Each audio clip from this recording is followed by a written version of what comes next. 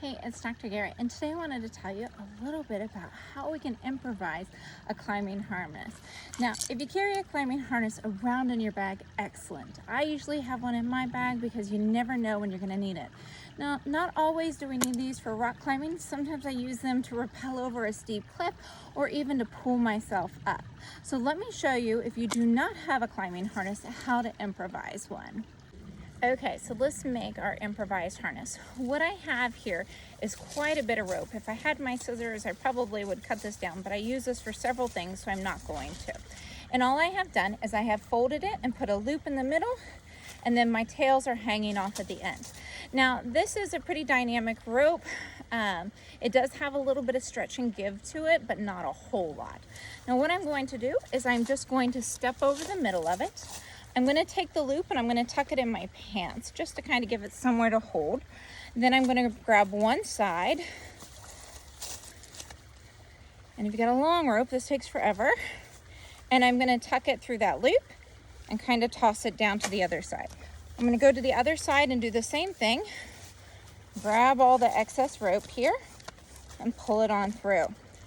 Now, what I have is I have a nice little V that's going to sit up along my thighs.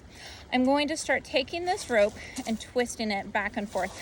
Again, this is a lot longer than I would use for a climbing harness, but just keep wrapping it back and forth. When you get to the very end, you're gonna tie you a nice square knot into it. That way it holds really good and tight, and you don't have to worry about it coming undone.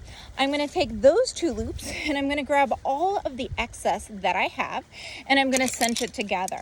I'm going to grab one of my good carabiners, and now I have a harness that will hold me as I'm going up or down the hill. So this makes a really nice improvised harness that you can do with just a little bit of rope and some good carabiners.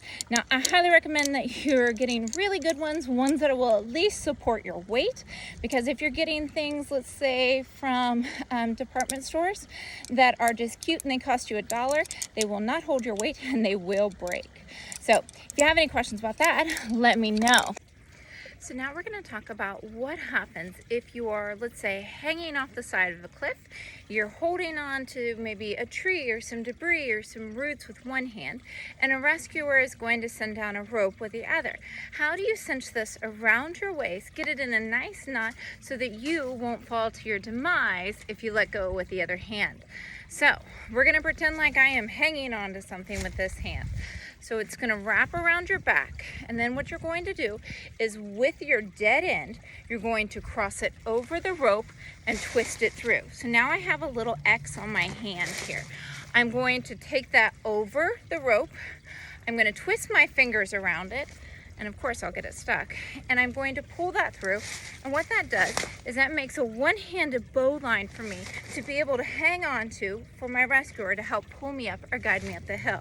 So now we're going to do it just one more time so that you can see that again. So I am hanging on. We're just going to put this hand behind my back.